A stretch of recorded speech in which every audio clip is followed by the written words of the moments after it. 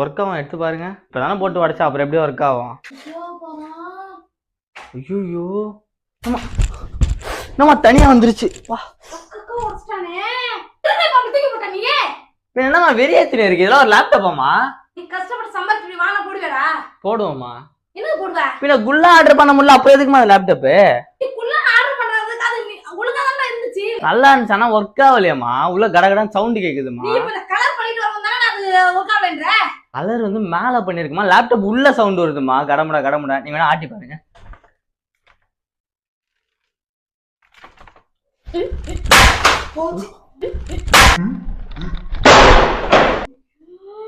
ஏமா கீழே தட்டி வரீங்க லேப்டாப்ப?